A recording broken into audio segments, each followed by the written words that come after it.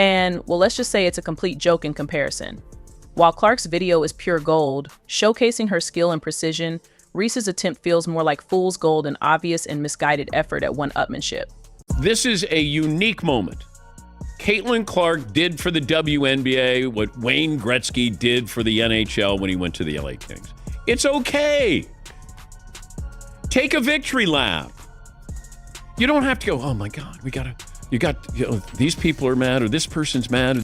Fans are buzzing with reactions, stats are rolling in, and the sheer hilarity of Reese's attempt to compete is undeniable. If jealousy were a sport, this would be its highlight reel. Stick around because we're breaking it all down: stats, fan reactions, and the entertaining drama that unfolds when rivalry meets reality.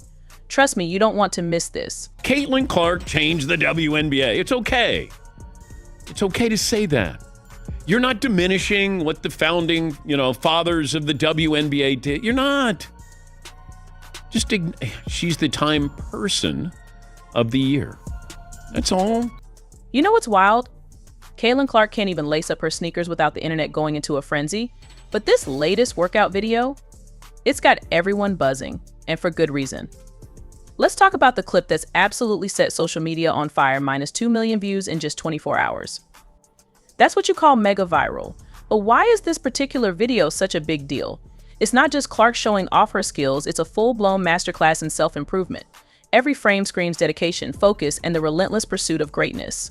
The new WNBA commissioner who suggested that the entire WNBA should have been on the cover of the Time magazine honor for Caitlin Clark, Marvin? It was the owner of the Washington Mystics. Oh, okay. Yep.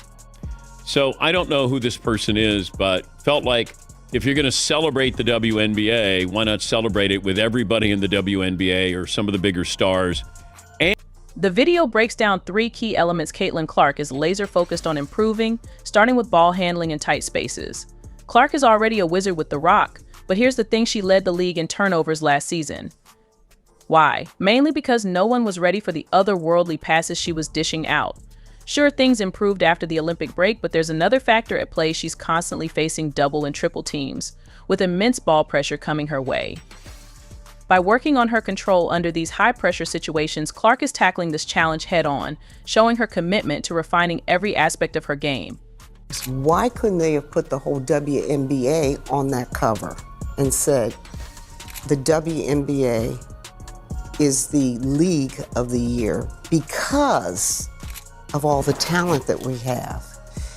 Because when you just keep singling out one player, it creates hard feelings. This intellectual sport icon recently spoke out to defend and support Caitlin Clark after she was crowned 2024 Athlete of the Year. Despite her achievement, Caitlin quickly found herself at the center of a media firestorm. The reason? Her honest remarks about privilege and race, which apparently struck a nerve with some people, proving that discussing these topics is still too much for certain individuals to handle.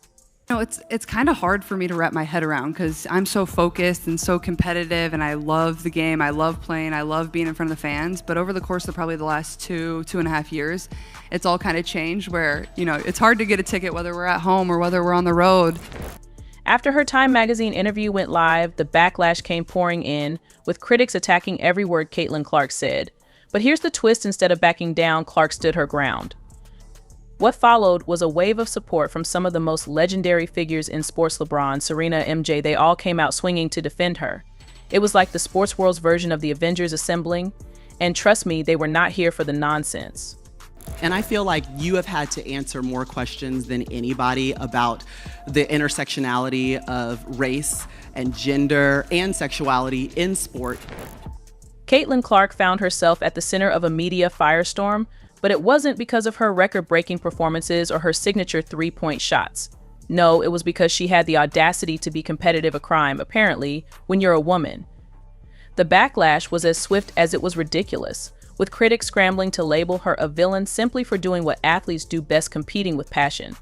I'm so focused and so competitive, and I love the game, I love playing, I love being in front of the fans. But over the course of probably the last 2.5 years, it's all kind of changed where, it's hard to get a ticket whether we're at home or whether we're on the road.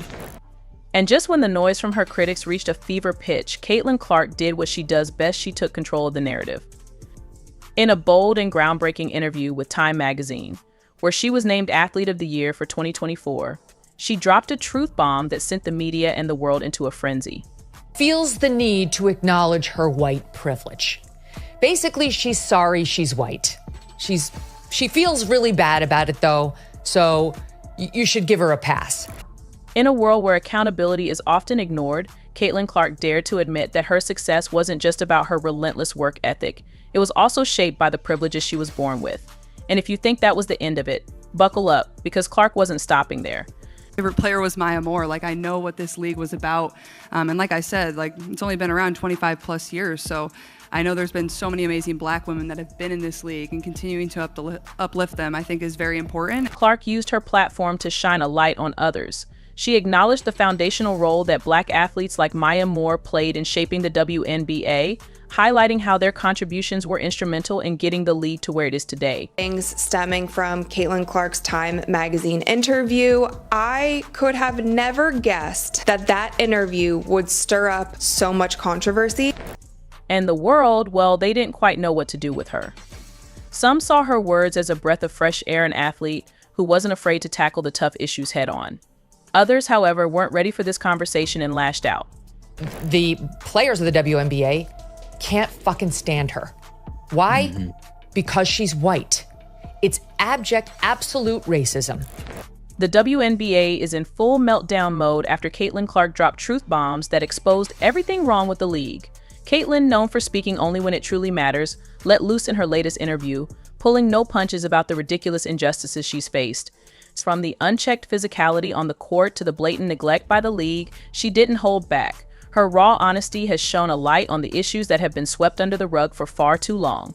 She admitted it here that it was so much harder going to the WNBA, but also that she was able to rise to the occasion and become a better player.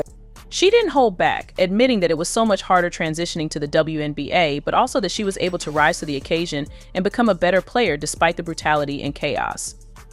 Caitlin stayed strong, not for the WNBA, but for her fans who believe in her and the future of women's basketball. She's the reason people even bother tuning in, proving that women's basketball can be exciting, competitive, and worth every bit of attention. The players of the WNBA can't fucking stand her. Why? Because she's white. It's abject, absolute racism. It's total racism. And now the WNBA is scrambling because they can't handle her courage or honesty. Caitlin didn't just speak her truth, she lit the whole narrative on fire. Her words have exposed the cracks in the system, and now the league is forced to face the reality they've tried to ignore for so long. Cheryl Swoops and others who were clearly distant and dismissive of her, no matter how much they try to deny it. There was resentment towards her, and here's why I said it was stupid. The WNBA just hit a new low, and honestly, I didn't think that was possible at this point. Caitlin Clark, a literal rookie phenom, record-smashing machine, and walking highlight reel, just exposed the league for what it truly is, a circus of incompetence masquerading as professional basketball. This woman rewrote history in her first year, and what does she get in return? A front row seat to the WNBA's masterclass in how to fumble greatness. She still fell victim to being in the middle of all of these controversies. So the fact that she saw some of that and she feels that way kind of sucks. Let's talk numbers, because Caitlin Clark isn't just good, she's legendary. 6 rookie records in points and assists? Check. 4 franchise records? Check. 19 assists in 1 game, shattering the league's previous record? Absolutely, and just casually crowned Time Magazine's Athlete of the Year for 2024. But sure, let's treat her like she's just another player in the lineup, because apparently that's how the WNBA rolls. Wilson, a 2-time league champion and now 3-time WNBA MVP, told the Associated Press she thought Clark's race was a huge contributor to her popularity. It doesn't matter what we all do as black women, we're still going to be swept underneath the rug. That's why it boils my blood when people say it's not about race, because it is. In her jaw-dropping Time Magazine interview, Caitlin finally let loose about the nonsense she's been dealing with. Let me paint the picture for you: Olympic snubs, unchecked physical aggression on the court, and a league that seems to thrive on media chaos instead of actual basketball. It's like the WNBA is allergic to success. Instead of protecting and promoting their rising stars, they're out here handing them Target practice jerseys and saying good luck. creating a more balanced roster that could develop into a cohesive team capable of competing on all fronts without relying too heavily on any single player. From the Atlanta Dream, the Golden State Valkyries select center Ileana Rupert. Another layer to this decision is the Valkyries' emphasis on defense and versatility. Players like Bentley, Alana Rurt, and Monique Billings offer flexibility in multiple positions, allowing the team to adapt to different matchups.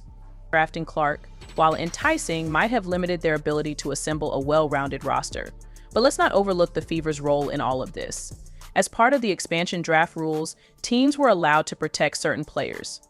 Unsurprisingly, the Fever chose to protect Caitlin Clark, effectively taking her off the table for the Valkyries. However, this decision came at a cost, leaving players like Bentley unprotected. For the Fever, this was a calculated risk. They prioritized securing their star player, knowing that losing others could be a necessary sacrifice. While accepting the potential loss of valuable role players, the decision to protect Clark also reflects her importance to the Fever's future. She's not just a player, she's a franchise centerpiece. Losing her would have been catastrophic for their rebuilding efforts. Still, some fans argue that the Fever's decision to leave Bentley unprotected was a mistake. After all, she's a reliable contributor who brings experience and toughness to the court. For the Valkyries, the draft was an opportunity to make a statement not just to the league, but to their future fans. By passing on high-profile players like Caitlin Clark, they signaled their intent to build a team based on depth, teamwork, and strategic planning. This approach may not generate immediate buzz, but it sets the foundation for sustainable success. Of course, not everyone agrees with this strategy. Some critics believe the Valkyries missed an opportunity to draft a generational talent. Caitlin Clark's ability to draw fans and elevate her teammates makes her a rare commodity in the WNBA. Passing on her might be seen as a gamble, especially for a new team looking to establish itself in a competitive league. Still, there's a case to be made for the Valkyries' decision. Building a successful franchise takes time and careful planning. While star players like Caitlin Clark can be game changers, they also come with challenges both on and off the court. For the Valkyries, the expansion draft wasn't just about acquiring talent, it was about laying the groundwork for a team that can compete at the highest level. What's next? As the Valkyries prepare for their inaugural season, all eyes will be on their roster. Will their strategic approach pay off, or will they regret passing on players like Caitlin Clark? Her team was facing struggles of its own. The Indiana Fever's journey was about to take an unexpected turn, one that would test Clark's resolve and shape the future of the franchise. Now, obviously, I don't think Caitlin Clark had anything to do with Christy Sides firing. I think Christy Sides' inability to coach basketball had everything to do with her firing, and I mean that. I think the reason why Christy Sides got fired is because she's not a very good basketball coach. And I think that if you put in any sort of competent basketball mind, you can tell she's not a very... You don't know how to use Caitlin Clark's strengths. You don't know how to play to her weaknesses. You don't know how to draw up a simple out-of-bounds play. You don't know how to calm down muddy waters. You don't know how to call a timeout and relax everybody's emotions. You don't know how to talk to the referees. All you know how to do is wave your arms and defensive slide on the sidelines. And Christy Sides, I'm tired of seeing it every single... The answer might not come immediately, but one thing is certain: this decision will be scrutinized. The Valkyries' decision to pass on Caitlin Clark, while their choice might seem baffling on the surface, is essential to understand within the bigger picture. How does this decision impact the future of the Valkyries and Caitlin Clark's role with the Indiana Fever? First, let's revisit the idea of building a team from scratch. When you're starting a new franchise, there's an undeniable pressure to make a splash.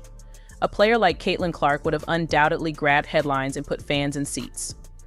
However, a franchise's success isn't measured by hype alone, it's about winning games and developing a sustainable culture. The Valkyries seem to have prioritized balance over star power. One aspect of this decision revolves around Caitlin Clark's fit within a brand new system. Clark is known for her dynamic, high-energy style of play. She's a high-usage player who thrives in systems designed to showcase her individual talents. However, for a new team like the Valkyries, drafting a player of Clark's caliber could have led to a lopsided roster. The team might have been tempted to build entirely around her, potentially sacrificing depth and versatility in the process. On the flip side, there's no denying the risks involved in bypassing a star like Clark. Historically, teams that secure elite talent in their early years often set themselves up for long-term success. Clark's ability to draw double teams, stretch defenses, and control the pace of a game makes her a generational talent. By passing on her, the Valkyries could be gambling on their ability to find comparable talent in the future, a risk that might not pay off. Was number one last night, but for her rookie season, she's only making $76,000. I say only, but that's just in comparison to other NBA players and WNBA players. What does that say about the pay gap? Let's also talk about the role of protected players in the expansion draft. As mentioned earlier, the Indiana Fever protected Caitlin Clark, ensuring she wouldn't be available for selection. This move was a no-brainer for the Fever. Clark is not just a key player for their team. I make her a key asset for any team, especially one looking to build a solid foundation. Tammy Bentley's experience and defensive prowess bring a stability that is often undervalued, particularly for a new franchise like the Valkyries. While her stats may not make headlines, her leadership on and off the court, particularly in high-pressure situations, could prove to be invaluable in helping the team develop its identity and culture. The Fever's decision to protect Caitlin Clark, while understandable from a franchise perspective, left them vulnerable in other areas, allowing the Valkyries to capitalize on this by selecting Bentley. It's a classic case of balancing risk and reward, where the Fever had to secure their star player while also potentially sacrificing depth. For the Valkyries, however, picking up a seasoned player like Bentley could help lay the groundwork for a more well-rounded, competitive team as they build towards future success, with the right supporting cast. While Caitlin Clark undoubtedly has the talent to elevate her teammates, the Fever's success will depend on how effectively they build around her. The pressure on Clark to carry the team could be overwhelming without complementary players who can contribute in key areas like defense, playmaking, and rebounding. For the Fever, maintaining balance will be crucial to their long-term success. As a transformative figure, Clark will likely draw attention, increase merchandise sales, and boost fan engagement, but if the Fever focus too much on making her the centerpiece, it could create issues with roster depth and team chemistry. The challenge will be finding a way to maximize her strengths while building a well-rounded team that can compete at a high level. On the other hand, the Valkyries' decision to focus on versatility and balance might not immediately capture the spotlight, but it could prove to be a more sustainable approach. Their long-term vision involves creating a cohesive and adaptable team, which could give them an advantage in the future. However, the absence of a marquee player like Clark may hinder their ability to gain the kind of attention and fan base needed to thrive in the competitive WNBA environment. The financial implications of building a team are significant, especially for a new franchise like the Valkyries. While the Fever might rely on the revenue generated by Clark's star power to offset some of the costs, the Valkyries' strategy of focusing on versatile role players could help them manage their salary cap more effectively in the long run. By not investing heavily in one high-profile player, the Valkyries can allocate their resources to building depth and strengthening various positions, which is critical for team sustainability. This financial approach also allows the Valkyries to be more flexible with their roster in the future. If they decide to bring in star players later on, they will have the financial flexibility to make those moves without compromising their overall team structure. By contrast, the Fever may face challenges down the line if they place too much emphasis on Clark's individual performance and star power, potentially limiting their ability to balance the roster with other key pieces. Ultimately, the Valkyries' decision to build a balanced team may take time to show results, but it could provide them with a solid foundation for the future. On the other hand, the Fever's reliance on Clark's star power might give them immediate visibility, but could pose risks if the team fails to complement her strengths with a well-rounded roster. Clark's pulling in more than some top NBA rookies. Now, word on the street is that Caitlin Clark basically made around $11 million for the year of 2024. Can you believe that the girl everyone thinks is getting shortchanged is actually out earning some of the guys? And team chemistry over individual stardom, the Valkyries are betting on long-term success rather than instant gratification. By focusing on building a well-rounded roster, they aim to create a cohesive unit that can adapt to various challenges and styles of play. This approach may not bring immediate fan excitement or the marketability boost that a player like Caitlin Clark could offer, but it sets a strong foundation for future growth. While Clark's marketability and ability to drive revenue are undeniable, the Valkyries' decision to avoid the financial strain of building around a single superstar could ultimately allow them to create a more sustainable team. Managing the contract of a star player like Clark, especially for a new team, could have been a financial burden, potentially limiting their ability to fill out the roster with the necessary depth. The team's emphasis on chemistry and culture is also an important factor. Building a team that works well together and buys into a collective vision can be just as important, if not more so, than having a single standout player. By focusing on versatility and creating a culture of teamwork, the Valkyries are laying the groundwork for a franchise that can grow organically and compete for years to come. This decision, though it might not yield instant results, reflects a thoughtful approach to team building that could pay off in the future. Different strategies for building a franchise in the WNBA. The Valkyries have chosen to prioritize defense, depth, and adaptability, constructing a team that can compete through balance and versatility. While this approach could lead to steady growth and long-term success, the absence of a marquee player like Caitlin Clark could present challenges, particularly in terms of attracting fans and building excitement around the franchise in its early years. On the other hand, the Indiana Fever's decision to protect Clark underscores her importance not only as a player but as the face of their franchise. The Fever are betting on Clark's star power to propel them through their rebuilding phase, believing her individual brilliance will help drive the team forward. While losing valuable role players like Tammy Bentley may hurt them in the short term, the Fever are placing their faith in Clark's ability to elevate the team both on and off the court. Ultimately, the Valkyries' choice and the Fever's decision highlight the different paths franchises can take, one focused on sustainable, balanced growth and the other on leveraging star power for immediate impact. Time will tell which strategy proves to be more effective in building a competitive and successful franchise. The average ticket price has gone up, say roughly $100. So that right there is looking at $1 million per game. And so if you take that times 14 home games, that's $14 million. So you might be wondering how she's doing it well. Clark's not just thinking about next season or even the next 5 years. She's playing the long game, setting herself up as a brand that goes way beyond basketball, those speaking gigs at Nike. Deal, they're just the beginning. They did release a list of the top earning female athletes, and Caitlin Clark is 10 at 11.1 million. Clark's success isn't just about her, it's forcing the entire sports world to rethink how they value women athletes. The WNBA sponsors even entire cities.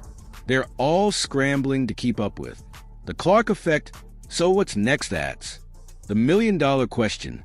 Because at this point, it's not about whether Clark's getting paid enough. It's about whether the rest of the world can keep up with her. One thing's for sure, we're watching history in the making, and Clark's just getting started. A few months ago, and it's going to continue to grow and grow and grow. I would be shocked if it's under 15 million. And the fact is, if she didn't get screwed by Nike and got what she was realistically worth, which is probably the 10 mil a year, that could be closer to 20 mil. Of being the face of the franchise will be under constant scrutiny.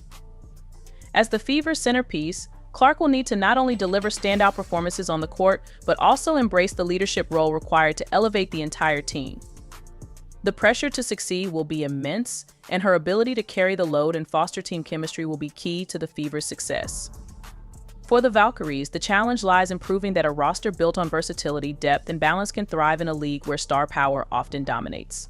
Players like Tammy Fagbennel, Monique Billings, and Alana Wirt will need to step up and play pivotal roles, showing that the collective strength of the team can overcome the absence of a marquee player.